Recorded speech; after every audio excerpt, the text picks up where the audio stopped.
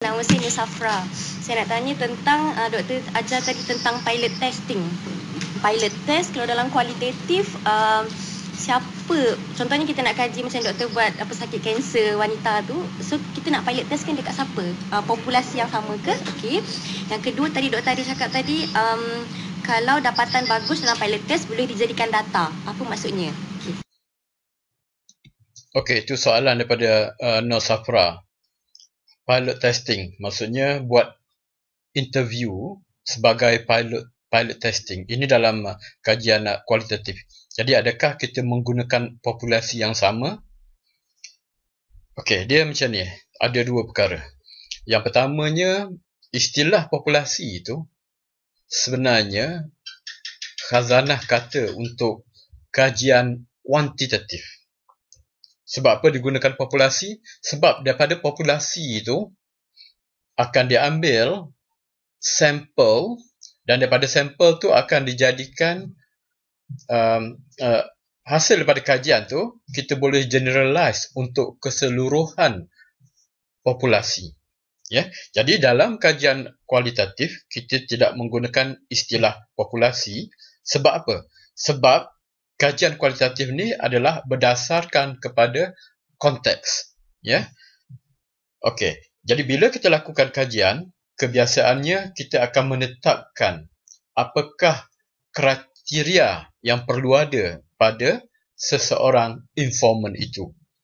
Jadi oleh itu, kita menggunakan sampling kriteria yang sama dalam kita membuat pilot testing. Okey, jadi ringkasannya apa? Jadi pilot testing untuk kualitatif, kita menggunakan informan yang memenuhi kriteria yang telah ditetapkan dalam proposal kajian. Okey, jadi sekarang ni kita tengok pula soalan yang seterusnya. Okey, soalan seterusnya. Untuk pilot testing untuk kualitatif, kalau dapatan bagus, boleh dijadikan data. Okey, jadi apa maksudnya? Ini juga soalan daripada Nur Safra. Okey, ada dua perkara. Yang pertama, kita kena faham apa tujuan pilot testing untuk kualitatif dijalankan. Ada dua tujuan yang utama, iaitu yang pertama, kita nak test sama ada question yang kita soal semasa interview adakah jelas ataupun tidak, ataupun menimbulkan persoalan ataupun tidak difahami oleh informan. Yang kedua ialah kita nak supaya kita sebagai novice researcher biasa dengan keadaan itu, ya, selesa bila kita tanya soalan, kita dapat mengawal keadaan dan seterusnya. Okey, jadi itu tujuan apa yang perlu kita faham. Okey, jadi yang keduanya, jadi adakah dapatan kalau dapatan bagus tu boleh dijadikan data? Apa maksudnya? Jadi maksud dia macam ni. Sekiranya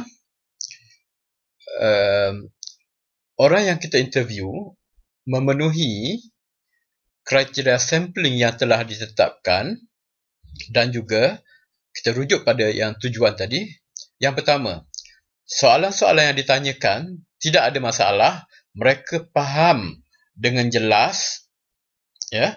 Dan yang kedua, kita sudah selesa dengan keadaan itu, kita boleh kontrol keadaan, kita boleh bertanya soalan dengan baik, dan kita tak perlu banyak mengubah interview protokol, maka apa yang kita lakukan tu sudah menjadi satu data, walaupun pada asalnya ianya merupakan pilot testing sahaja. Okey, jadi ringkasan daripada apa yang Dr. Zam kata, iaitu yang pertama, kita kena tahu apa tujuan, ya, apa tujuan pilot testing. Okey, jadi apa tujuan dia?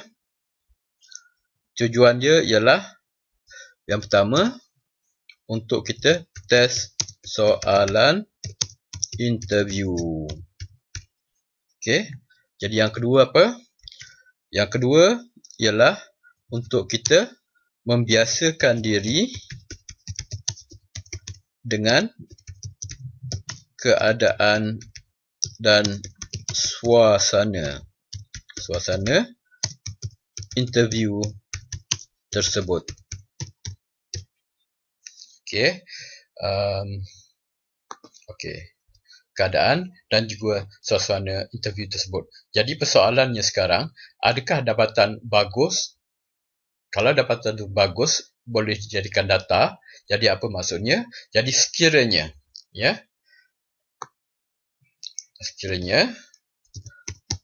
okey, boleh jadi data sekiranya, ya. Bila kita test soalan interview, ya, soalan adalah jelas dan difahami.